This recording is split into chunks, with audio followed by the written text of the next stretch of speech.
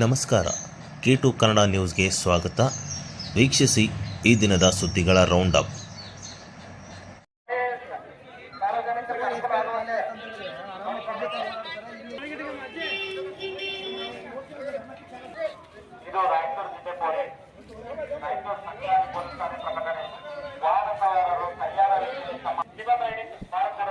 ನಗರದ ಡಿಡಿಪಿಐ ಕಚೇರಿಯ ರಸ್ತೆಯಿಂದ ಪ್ರಾರಂಭವಾದ ಫುಟ್ಪಾತ್ ತೆರವು ಕಾರ್ಯಾಚರಣೆಯು ನಗರದ ಮುಖ್ಯ ರಸ್ತೆಗಳಾದ ಜಿಲ್ಲಾ ಕಾರಾಗೃಹ, ಟಿಪ್ಪು ಸುಲ್ತಾನ್ ರಸ್ತೆ, ಕಿಲ್ಲೆ ಬೃಹತ್ ಮಠ ರಸ್ತೆ, ಸೂಪರ್ ಮಾರ್ಕೆಟ್, ತೀನ್ ಕಂದೀಲ್, ಬಟ್ಟೆ ಬಜಾರ್, ಮಹಾವೀರ ವೃತ್ತ, ಹರಿಹರ ರಸ್ತೆಯ ಮೂಲಕ ಶ್ರೀ ಚಂದ್ರಮೌಳೇಶ್ವರ ವೃತ್ತದವರೆಗೆ ತೆರವುಗೊಳಿಸಲಾಯಿತು.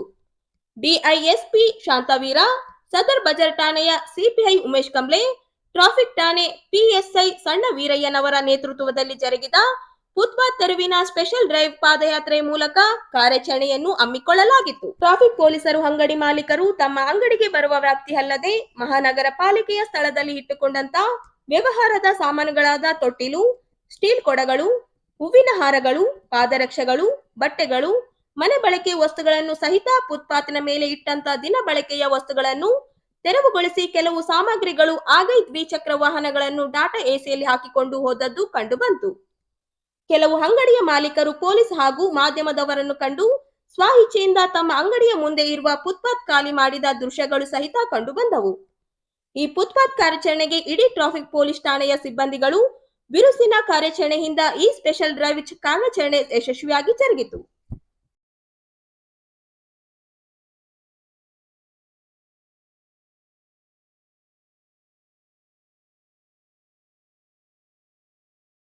ಜಾಕಿರ್ ಹುಸೇನ್ ಸರ್ಕಲ್ಲು ಮತ್ತು ತೀನ್ ಕಂದೀಲು, ಅಲ್ಲಿಂದ ಬಟ್ಟೆ ಬಜಾರು ಮತ್ತು ಹರಿಹರ ರೋಡ್ ಮುಖಾಂತರ ನಾವು ಸ್ಪೆಷಲ್ ಡ್ರೈವ್ ಮಾಡಿದ್ದೇನೆ ಅಂತ ಹೇಳಿದ್ರೆ, ಒಂದು ಡಬಲ್ ಪಾರ್ಕಿಂಗ್ ಆಗಿರ್ತಕ್ಕಂಥ ಎಲ್ಲ ವೆಹಿಕಲ್ಸಿಗೆ ನಾವು ದಂಡವನ್ನು ವಿಧಿಸುವಂಥ ಕೆಲಸ ಮಾಡಿದ್ವಿ. ಜನರಿಗೆ ಅವೇರ್ನೆಸ್ ಮಾಡ್ತಕ್ಕಂಥ ಅನೌನ್ಸ್ಮೆಂಟ್ ಮಾಡಿಸೋ ಮುಖಾಂತರ, ಜೊತೆಗೆ ಯಾರು ಪಾರ್ಕಿಂಗ್ ರೂಲ್ಸ್ಗಳನ್ನು ಅಥವಾ ಟ್ರಾಫಿಕ್ ರೂಲ್ಸ್ಗಳನ್ನು ಫಾಲೋ ಮಾಡ್ತಿಲ್ಲ ಅವರೆಲ್ಲರಿಗೂ ಸಹ ದಂಡನ ವಿಧಿಸೋದ್ರ ಮುಖಾಂತರ ಒಂದು ವಿಶೇಷವಾಗಿರ್ತಕ್ಕಂಥ ಕಾರ್ಯಾಚರಣೆ ಮಾಡಿದ್ವಿ. ಇದರಲ್ಲಿ ಸುಮಾರು ವೆಹಿಕಲ್ಸ್ಗಳನ್ನು ಈಗಾಗಲೇ ದಂಡವನ್ನು ವಿಧಿಸಿದ್ವಿ. ಜೊತೆಗೆ ಇಂಪಾರ್ಟೆಂಟ್ ಇರ್ತಕ್ಕಂಥದ್ದು, ಇಲ್ಲಿ ಟ್ರಾಫಿಕ್ ಪ್ರಾಬ್ಲಮ್ ಆಗೋಕ್ಕೆ ಮುಖ್ಯವಾಗಿರ್ತಕ್ಕಂಥ ಕಾರಣ ಏನಂತ ಹೇಳಿದ್ರೆ, ಈ ಶಾಪ್ನವ್ರು ಏನಿದ್ದಾರಲ್ಲ, ಆ ಶಾಪ್ನವರು ಈ ಫುಟ್ಪಾತ್ ಜಾಗವನ್ನು ತುಂಬ ಆಕ್ರಮಣ ಮಾಡಿಕೊಂಡು ಆ ಜಾಗದಲ್ಲಿ ತಮ್ಮ ಶಾಪಿಗೆ ಬೇಕಾಗಿರ್ತಕ್ಕಂಥ ಎಲ್ಲ ವಸ್ತುಗಳನ್ನು ಸಂಗ್ರಹ ಮಾಡಿಟ್ಟಿದ್ದರಿಂದ ಅಲ್ಲಿ ಜನರಿಗೆ ಓಡಾಡೋಕ್ಕೆ ತೊಂದರೆ ಆಗಿ ಅದರಿಂದ ಟ್ರಾಫಿಕ್ ಪ್ರಾಬ್ಲಮ್ ಆಗ್ತಾಯಿತ್ತು. ಈ ವಿಶೇಷವಾಗಿ ನಾವು ಬಟ್ಟೆ ಬಜಾರ್ ಮತ್ತು ಹರಿಹರ ರೋಡಲ್ಲಿ ಟ್ರಾಫಿಕನ್ನು ಕ್ಲಿಯರ್ ಮಾಡ್ತಾ ಬಂದಿದ್ದೀವಿ. ನಾವು ಭಾಳಷ್ಟು ಈಗ ರೋಡ್ ತುಂಬ ಕ್ಲಿಯರಾಗಿ ಕಾಣ್ತಾ ಇದೆ. ಎಲ್ಲ ನಮ್ಮದು ಏನು ಫುಟ್ಪಾತ್ ರೋಡ್ ಇತ್ತು ಅದೆಲ್ಲ ಕ್ಲಿಯರ್ ಆಗಿದೆ. ಇದು ಜನರಿಗೆ ನಾನು ವಿನಂತಿಸ್ಕೊಳ್ಳೋದೇನೆಂದರೆ, ದಯವಿಟ್ಟು ನಾವೆಲ್ಲ ಮಾಡ್ತಿರೋ ಉದ್ದೇಶ ನಿಮಗೋಸ್ಕರನೇ, ಜನರ ಸುರಕ್ಷತೆ ಒಂದು ಮತ್ತು ವಾಹನಗಳ ಸಂಚಾರ ಸುರಕ್ಷಿತವಾಗಿ ಸುಗಮವಾಗಿ ಸಾಗಬೇಕನ್ನೋ ಕಾರಣಕ್ಕೆ ನಾವು ಇದು ಮಾಡ್ತಾಯಿದ್ದೀವಿ. ದಯವಿಟ್ಟು ಪಬ್ಲಿಕ್ ಇದಕ್ಕೆ ಸಹಕಾರ ಕೊಡಿ. ದಯವಿಟ್ಟು ಈಗ ಮಳೆಗಾಲ ಶುರು ಆಗಿದೆ, ಗಾಡಿಗಳು ಸ್ಕಿಡ್ ಆಗೋ ಚಾನ್ಸಸ್ ಇರ್ತದೆ ಅಥವಾ ಎದುರು ಬದ್ರೂ ಅಪಘಾತಗಳಾಗ್ತಕ್ಕಂಥ ಸಾಧ್ಯತೆ ಇರ್ತದೆ. ದಯವಿಟ್ಟು ಎಲ್ಲರೂ ಹೆಲ್ಮೆಟನ್ನು ಬಳಕೆ ಮಾಡಿ, ಸೀಟ್ ಬೆಲ್ಟ್ಗಳನ್ನು ಬಳಕೆ ಮಾಡಿ. ಯಾರು ದಯವಿಟ್ಟು ಡ್ರಿಂಕ್ಸ್ ಮಾಡಿ ವಾಹನಗಳನ್ನು ಚಲಾಯಿಸಬೇಡಿ, ಟ್ರಿಪಲ್ ರೈಡಿಂಗ್ ಮಾಡಬೇಡಿ. ದಯವಿಟ್ಟು ವೆರಿ ಇಂಪಾರ್ಟೆಂಟ್ ಇರ್ತಕ್ಕಂಥ ಎಲ್ಲ ರೂಲ್ಸ್ಗಳನ್ನು ದಯವಿಟ್ಟು ಫಾಲೋ ಮಾಡಿ. ನಿಮ್ಮ ಜೀವವನ್ನು ಉಳಿಸ್ಕೋಬೇಕನ್ನೋದೇ ನಮ್ಮ ಉದ್ದೇಶ. ನಮ್ಮ ಪೊಲೀಸರದ್ದು ಮಾನವರ ಆಸ್ತಿಪಾಸ್ತಿಯನ್ನು ಕಾಪಾಡಬೇಕು, ಪ್ರಾಣಗಳನ್ನು ಕಾಪಾಡಬೇಕು, ಟ್ರಾಫಿಕ್ ವ್ಯವಸ್ಥೆಯನ್ನು ಸುಗಮವಾಗಿ ನೋಡ್ಕೋಬೇಕಾಯ್ತು ನಮ್ಮ ಜವಾಬ್ದಾರಿ ಇದೆ. ಹಾಗಾಗಿನೇ ನೀವು ನಮ್ಮ ಜೊತೆಗೆ ಕೈ ಜೋಡಿಸಿ ಅಂತ ಕೇಳ್ತೀನಿ. ಇವತ್ತು ತುಂಬ ಯಶಸ್ವಿ ಆಗಿದೆ, ಸುಮಾರು ತುಂಬ ಎಫೆಕ್ಟ್ ಆಗಿದೆ. ಜನರು ಇದರಿಂದ ಒಳ್ಳೆಯ ಸಂಚಾರಿ ಪೊಲೀಸ್ ಠಾಣೆ ಪ್ರಕಟಣೆ.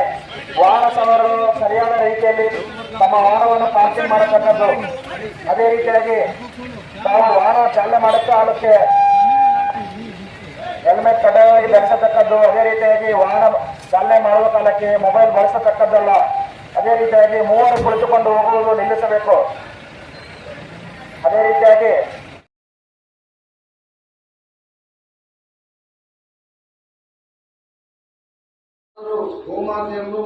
ಜಿಲ್ಲೆಯಲ್ಲಿ ಗೋವು ಅಕ್ರಮವಾಗಿ ಕಳ್ಳಸಾಗಾಣಿಕೆ ಮಾಡುತ್ತಿರುವ ಪ್ರಮಾಣ ಹೆಚ್ಚಳವಾಗಿದ್ದು, ಗೋ ರಕ್ಷಣೆಗೆ ಪ್ರಮುಖ ರಸ್ತೆಗಳಲ್ಲಿ ಚೆಕ್ ಪೋಸ್ಟ್ ಸ್ಥಾಪನೆ ಮಾಡುವ ಮೂಲಕ ಸಿಸಿ ಕ್ಯಾಮೆರಾ ಅಳವಡಿಸಬೇಕು ಎಂದು ಗೌ ಸೇವಾ ಸಂಘದ ರಾಜ್ಯ ಪ್ರಧಾನ ಕಾರ್ಯದರ್ಶಿ ಠಾಕೋರ ವಿನಯ್ ಸಿಂಗ್ ಅವರು ಹೇಳಿದರು.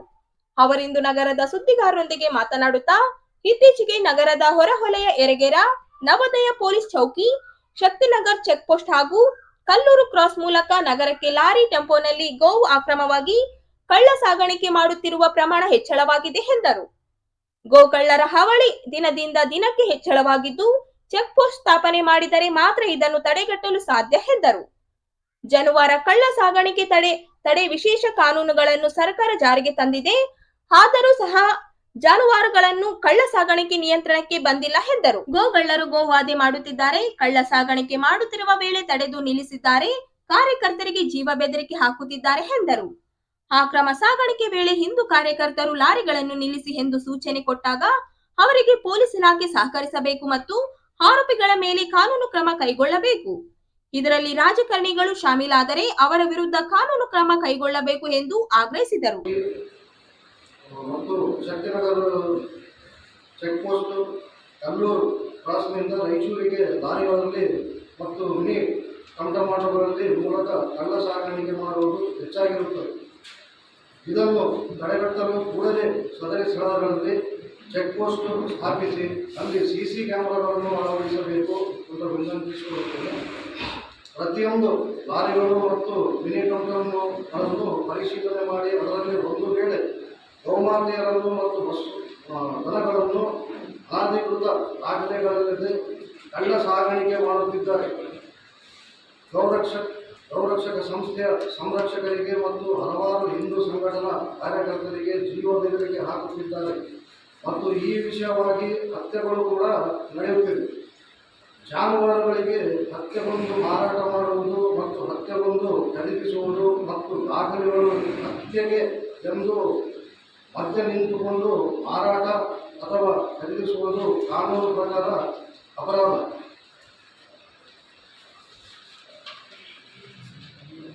ಜಾನುವಾರು ಸಾಗಿಸುವ ಮಾಡುವಾಗ ಕಾರ್ಯಕರ್ತರು ತಡೆದು ಮತ್ತು ಪೊಲೀಸ್ ಮಾಡಬೇಕಾದ ಕ್ರಮವೇನೆಂದರೆ ಮೊದಲು ರಸೀದಿಗಳು ಪರಿಶೀಲಿಸಿ ಎಲ್ಲಿಂದ ಗೋಮಾತೆ ಮತ್ತು ದನಗಳು ಖರೀದಿಸಿರುವ ಬಗ್ಗೆ ಮತ್ತು ಯಾವ ಉದ್ದೇಶಕ್ಕಾಗಿ ಖರೀದಿಸಿರುವ ಬಗ್ಗೆ ವಿಚಾರಣೆ ಮಾಡಬೇಕು. ರಸೀದಿಗಳಲ್ಲಿ ಸ್ಪಷ್ಟವಾಗಿ ಬರೆದಿರಬೇಕು ಮತ್ತು ಪಶುಸಂಗೋಪನಾ ಇಲಾಖೆಯಿಂದ ಅನುಮತಿ ಪತ್ರ ಪಡೆದಿರಬೇಕು. ಗೋವನ್ನು ಜೀವಂತವಾಗಿ ಅಥವಾ ಮಾಂಸದ ರೂಪದಲ್ಲಿ ಎಲ್ಲೂ ಕೂಡ ಮಾರಾಟ ಮಾಡುವಂತಿಲ್ಲ.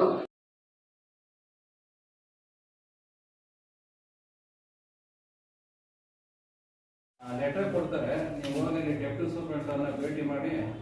ನಗರದ ಅಶೋಕ್ ಬಾರ್ ಹಾಗೂ ಸಾಯಿಬಾರ್ನಲ್ಲಿ ನಡೆದ ಕೊಲೆ ಯತ್ನ ನಡೆಸಿದ ಆರೋಪಿಗಳ ಮೇಲೆ ಕ್ರಮ ಜರುಗಿಸಬೇಕು ಎಂದು ಆಗ್ರಹಿಸಿ ಕರ್ನಾಟಕ ರಾಜ್ಯ ದಿಲಿಜೆಂಟ್ ಟಿಪ್ಪು ಸುಲ್ತಾನ್ ಸಂಘದ ಪದಾಧಿಕಾರಿಗಳು ಅಬಕಾರಿ ಇಲಾಖೆ ಅಧಿಕಾರಿಗಳಿಗೆ ಮನವಿ ಸಲ್ಲಿಸಿ ಒತ್ತಾಯಿಸಿದ್ದಾರೆ. ಇಂತಹ ಘಟನೆ ನಡೆದಂತೆ ಸೂಕ್ತ ಕ್ರಮ ವಹಿಸಬೇಕು ಎಂದು ಆಗ್ರಹಿಸಲಾಯಿತು. ಇಂದು ನಗರದ ಮಂಗಳವಾರಪೇಟೆ ಹೊಸ ಬಿಡುವ ಸಂಪೂರ್ಣ ಜನ ವಸತಿ ಪ್ರದೇಶವಾಗಿದ್ದು ಇದು ನಗರದ ಹೃದಯ ಭಾಗವಾಗಿದೆ. ಸಾಯಿಬಾರ್ ಹಾಗೂ ಅಶೋಕ್ ಬಾರ್ಗಳಲ್ಲಿ ಮದ್ಯ ಸೇವನೆ ಮಾಡಿ ರಸ್ತೆಯ ತಿರುಗಾಡುವ ಮಹಿಳೆಯರಿಗೆ ಹಾಗೂ ಸಾರ್ವಜನಿಕರಲ್ಲಿ ಅಸಭ್ಯವಾಗಿ ವರ್ತಿಸುತ್ತಿದ್ದಾರೆ ಎಂದು ಆರೋಪಿಸಿದರು. ರಸ್ತೆಯ ಅಕ್ಕಪಕ್ಕದಲ್ಲಿ ಮೂತ್ರ ವಿಸರ್ಜನೆ ಮಾಡುವುದಲ್ಲದೆ ಸಾರ್ವಜನಿಕರಿಗೆ ತೀವ್ರ ತೊಂದರೆ ನೀಡುತ್ತಿದ್ದು ಸಾರ್ವಜನಿಕರು ಭಯಭೀತರಾಗಿದ್ದಾರೆ ಎಂದು ದೂರಿದರು.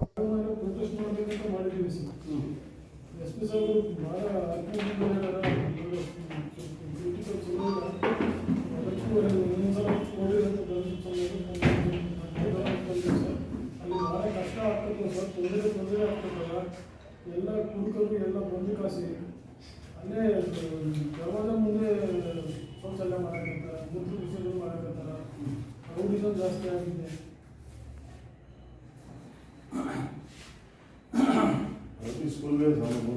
ಅದು ಹಿಂದೆ ಸ್ಕೂಲ್ ಇದೆ ಸರ್.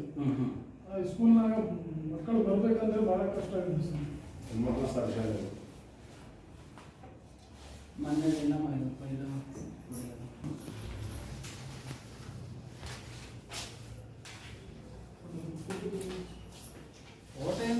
ನಿಮ್ಗೆ ಲೆಟರ್ ಕೊಡ್ತೀವಿ ಈಗ ಒಂದು ಅದೆಲ್ಲ ಹೊರಗತ್ತಿರೋದು ಸರ್.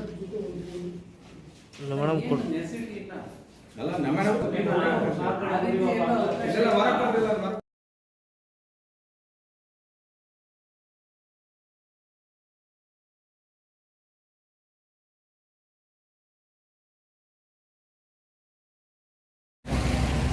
ನಗರದ ರಂಗಮಂದಿರ ಪಕ್ಕದ ರೈಲ್ವೆ ಒಳ ಸೇತುವೆ ಮಳೆ ನೀರಿನಿಂದ ಕರಿಯಂತಾಗಿದೆ. ಅಲ್ಪ ಮತ್ತು ಭಾರಿ ಮಳೆಗೆ ಈ ಒಳ ಸೇತುವೆಯಲ್ಲಿ ನೀರು ಸಂಗ್ರಹಗೊಂಡು ಸಾರ್ವಜನಿಕರು ನೀರಿನಲ್ಲಿ ಸಂಚರಿಸಬೇಕು. ನಿನ್ನೆ ಸಂಜೆ ಸುರಿದ ಮಳೆಯಿಂದಾಗಿ ನಗರದಲ್ಲಿ ಬಹುತೇಕ ಕಡೆ ಅನೇಕ ವಾಸ ವ್ಯವಸ್ಥೆಗಳು ಕಂಡುಬಂದವು. ಈ ಮಳೆಯ ಪರಿಣಾಮದಿಂದ ಹೊಳ ಸೇತುವೆಯಲ್ಲಿ ಭಾರಿ ಪ್ರಮಾಣದ ನೀರು ಸಂಗ್ರಹಗೊಂಡು ಸಂಚಾರ ಕಷ್ಟದಾಯಕವಾಗಿದೆ. ರೈಲ್ವೆ ಹಾಳೆಯ ಮತ್ತೊಂದು ಕಡೆ ಸಂಚಾರಕ್ಕೆ ಈ ಒಳ ಸೇತುವೆ ನಿರ್ಮಿಸಲಾಗಿದೆ. ಮಳೆ ನೀರು ಮತ್ತು ಚರಂಡಿ ನೀರು ಹರಿದು ಹೋಗುವ ವ್ಯವಸ್ಥೆ ಸಂಪರ್ಕವಾಗಿ ಇಲ್ಲದಿರುವುದರಿಂದ ಮಳೆ ನೀರು ಮತ್ತು ಚರಂಡಿ ನೀರು ಬಳಸಿ ಸಂಗ್ರಹಗೊಂಡು ಮಲಿನ ನೀರಿನಲ್ಲಿ ಜನ ಓಡುವಂತೆ ಮಾಡಿದೆ. ಕಳೆದ ಅನೇಕ ವರ್ಷಗಳಿಂದ ಈ ಸಮಸ್ಯೆ ನಿರಂತರವಾಗಿದ್ದರೂ ಇದಕ್ಕೊಂದು ಪರಿಹಾರ ಹುಡುಕುವ ಪ್ರಯತ್ನ ಪರಿಣಾಮಕಾರಿಯಾಗಿಲ್ಲ. ಶಾಲಾ ಕಾಲೇಜು ಸೇರಿದಂತೆ ಇನ್ನಿತರ ಚಟುವಟಿಕೆಗಳಿಗಾಗಿ ಸಾರ್ವಜನಿಕರು ಈ ಒಳ ಸೇತುವೆಯಿಂದ ಸಂಚರಿಸಬೇಕಾಗಿದೆ. ಮಕ್ಕಳು ಸೇರಿದಂತೆ ಮಹಿಳೆಯರು ಸಂಚಾರಕ್ಕೆ ಈ ಒಳ ಸೇತುವೆ ಏಕಮಾತ್ರ ಮಾರ್ಗವಾಗಿದೆ. ಬಹಳ ಸ್ಥಿತಿಯಲ್ಲಿ ನೀರು ಸಂಗ್ರಹದ ಸಮಸ್ಯೆ ನಿವಾರಿಸುವ ತಾಂತ್ರಿಕ ತಜ್ಞತೆ ಇಲ್ಲದೆ ಜನ ದಶಕಗಳಿಂದ ಇದೇ ಪರಿಸ್ಥಿತಿಯಲ್ಲಿ ಸಂಚರಿಸುವ ಸ್ಥಿತಿ ಮುಂದುವರೆದಿದೆ.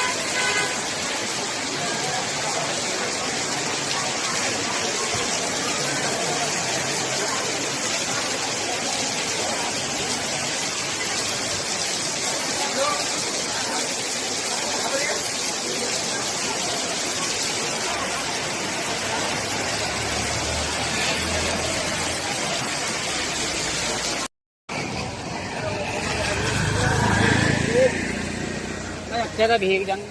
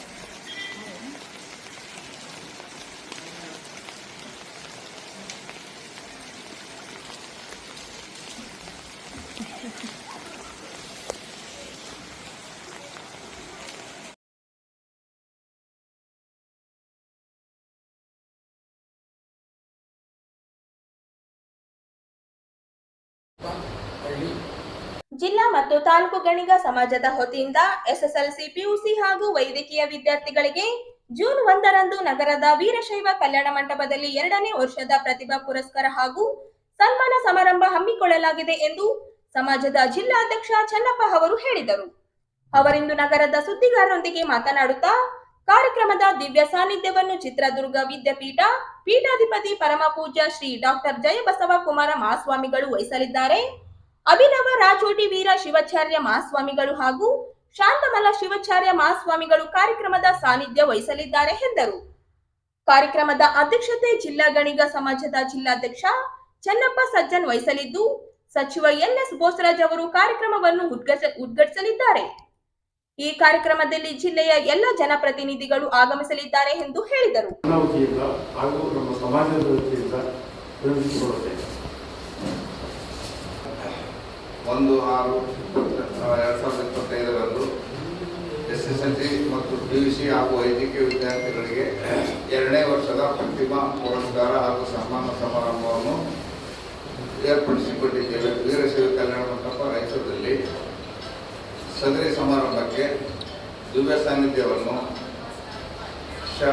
ಶ್ರೀ ಡಾಕ್ಟರ್ ಜಯ ಬಸವಕುಮಾರ ಸ್ವಾಮಿಗಳು, ಶ್ರೀ ಜಗದ್ಗುರು ಮುರುಘ ರಾಜೇಂದ್ರ ಬೃಹನ್ಮಠ ಹಾಗೂ ವಿದ್ಯಾಪೀಠ ಚಿತ್ರದುರ್ಗ ಮತ್ತು ಪೀಠಾಧಿಪತಿಗಳು ವನಶ್ರೀ ಸಂಸ್ಥಾನ ಮಠ ವಿಜಯಪುರ ಹಾಗೂ ಸಾನ್ನಿಧ್ಯವನ್ನು ಶ್ರೀ ಶಾಪುರ ಅಭಿನವ ರಾಜೋಟಿ ವೀರ ಶಿವಾಚಾರ್ಯ ಮಹಾಸ್ವಾಮಿಗಳು, ಸೋಮವಾರಪೇಟೆ ಹಿರೇಮಠ ರಾಯಚೂರು 13 ಶ್ರೀ 108,000 ದೇವರು ಶಾಪುರ ಶ್ರೀ ಶಾಂತಮಲ್ಲ ಶಿವಾಚಾರ್ಯ ಮಹಾಸ್ವಾಮಿಗಳು, ಸಂಸ್ಥಾನ ಹಿರೇಮಠ ಪ್ರಧಾನಮಠ ರಾಯಚೂರು ಮತ್ತು ಶ್ರೀ ಶಾಪುರ ವೀರ ಸಂಗಮೇಶ್ವರ ಶಿವಾಚಾರ್ಯ ಮಹಾಸ್ವಾಮಿಗಳು, ಮಂಗಳವಾರಪೇಟೆ ಹಿರೇಮಠ ರಾಯಚೂರು, ಕುರುಂಗಲ್ ಖಾನಾಪುರ ಮತ್ತು ಸದರಿ ಸಮಾರಂಭದ ಅಧ್ಯಕ್ಷತೆಯನ್ನು ರಾಯಚೂರು ಜಿಲ್ಲೆಯ ಗಾಣಿಗ ಸಮಾಜದ ಅಧ್ಯಕ್ಷರಾದ ಶ್ರೀ ಚನ್ನಪ್ಪ ಸಜ್ಜನ್ ಇವರು ವಹಿಸುತ್ತಾರೆ. ಹಾಗೂ ಸದರಿ ಸಮಾರಂಭವನ್ನು ಸನ್ಮಾನ್ಯ ಶ್ರೀ ಎನ್ಎಸ್ ಬೋಸರಾಜ್ ಸಾಹೇಬರು, ಸಣ್ಣ ನೀರಾವರಿ ಹಾಗೂ ವಿಜ್ಞಾನ ಮತ್ತು ತಂತ್ರಜ್ಞಾನ ಸಚಿವರು, ಕರ್ನಾಟಕ ಸರ್ಕಾರರವರು ಉದ್ಘಾಟಿಸುತ್ತಾರೆ. ಹಾಗೂ ಪ್ರಾಣದೇವತ ಭಾವಚಿತ್ರಕ್ಕೆ ಪುಷ್ಪಾರ್ಚನೆಯನ್ನು ಶ್ರೀ ಜಿ ಕುಮಾರಸ್ವಾಮಿ ಮಾನ್ಯ ಸಂಸದರು ರಾಯಚೂರವರು ಹಾಗೂ ಮುಖ್ಯ